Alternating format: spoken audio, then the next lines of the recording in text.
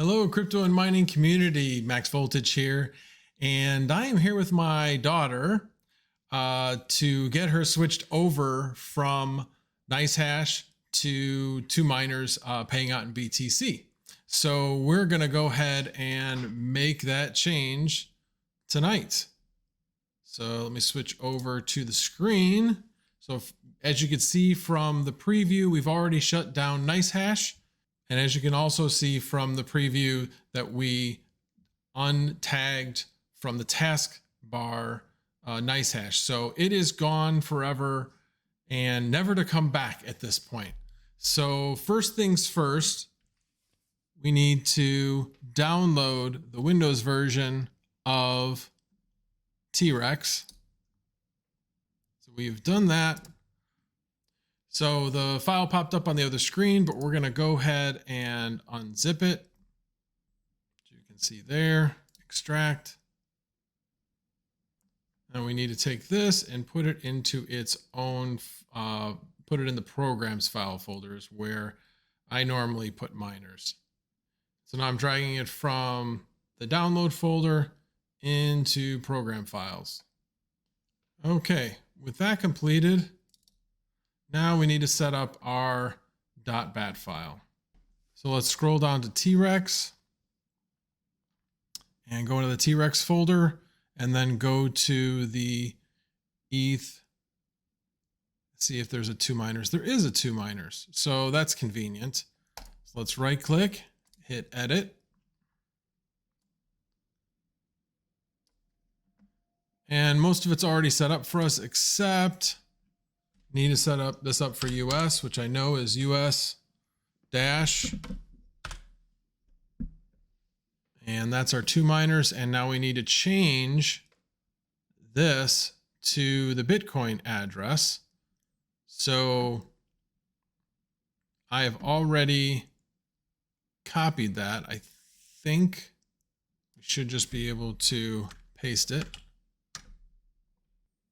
And we did verify that that is the Bitcoin address. So now that we've done that, that would be enough to get ourselves started. We can change the worker name, all of that. What would you like to name the miner as? Money printer, but I spell it really stupid.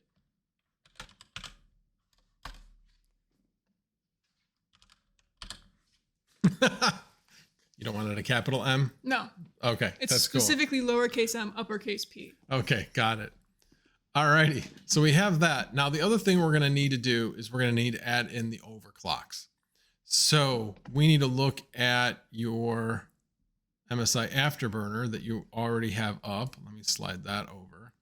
And let's look at your overclocks. So here's where things kind of turn into a conversation that was really hard to hear. So I'm going to talk over this. So we just changed the path to the absolute path.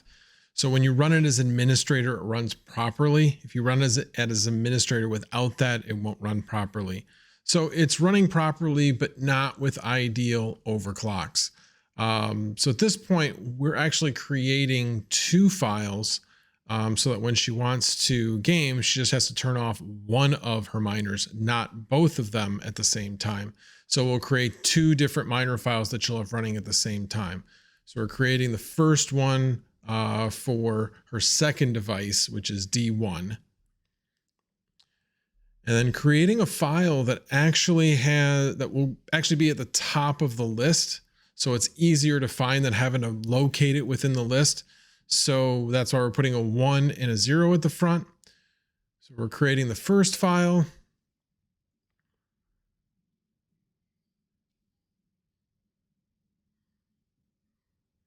And once we've done that, we're going to put in the overclocks, though we started to create the second file first, but now we're creating the overclocks. Now we're doing not in a lot core clock.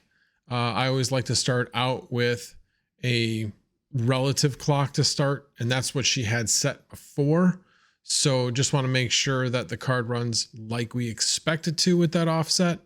So the core clock will be -200, which is a very conservative. We could probably go lower than that to keep the temperatures down a bit, but for right now, that's what we're going to start with. Memory overclock at 1300. Again, should be able to, both of them should be able to run at that. And then specifying the kernel 4. When we originally ran this, it didn't go to kernel 4. Each one of them went to one went to kernel 5, one went to kernel 2. Kernel 4 is where I found the results to be the best. And then we're also setting the fan so that it regulates the fan so that it keeps the temperature at 54 and goes no higher than 54.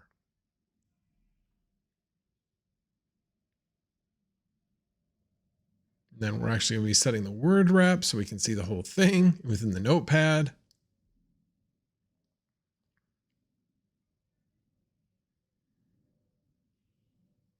And then we're also setting the power limit. And on the second card, it's 62. It's the 2-fan version of the EVGA. So it's got a lower ultimate, a high power, its standard 0 clock is at 200 watts.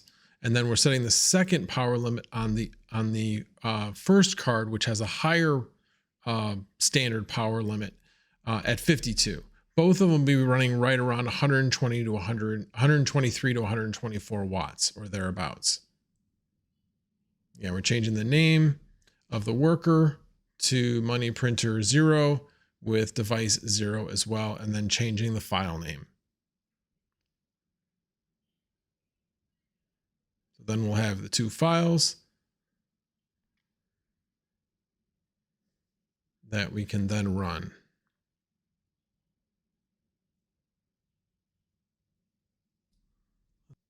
Actually, first thing, wanted to make sure that it was showing up prior to this before we actually shut it off.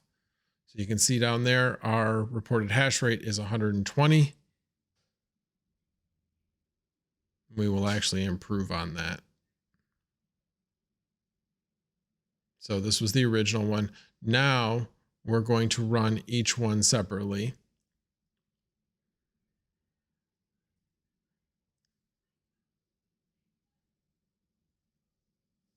And then make sure that they both show up in 2Miners. Waiting for each one to have at least one share. The one on the right shows up first. Yep, there's the first share. You can see there, yes, it's got one share, but doesn't have any reported hash rate yet. Needs a little bit more history than that.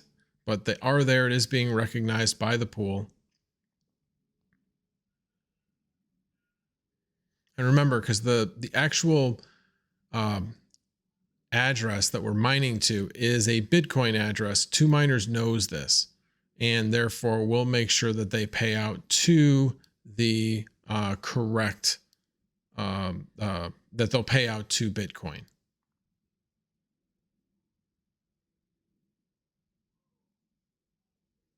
So now we got 2 on the left, got 2 on the right, 1 on the left. And now we have hash rates for both. Well, that's all I got for this one, guys. Couple of key takeaways on this one. Don't forget that when you are putting overclocks in your TRex bat file, that you need to set the actual TRex file. You need to do the whole entire path and surround the path with quotation marks.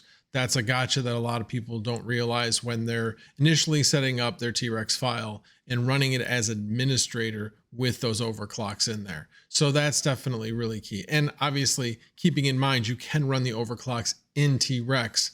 It really helps out in Windows because let's say you have your driver crash and then resets all your overclocks. This is a common thing that happens in Windows. So it's great when you can actually set it in the miner instead of using MSI Afterburner or something like that in order to set your overclocks. The other thing we did in this video was we set up 2 separate bat files. My daughter's computer has 2 GPUs in it, so she wants to be able to game on her computer, but still be able to mine with that second GPU that's not being used for gaming.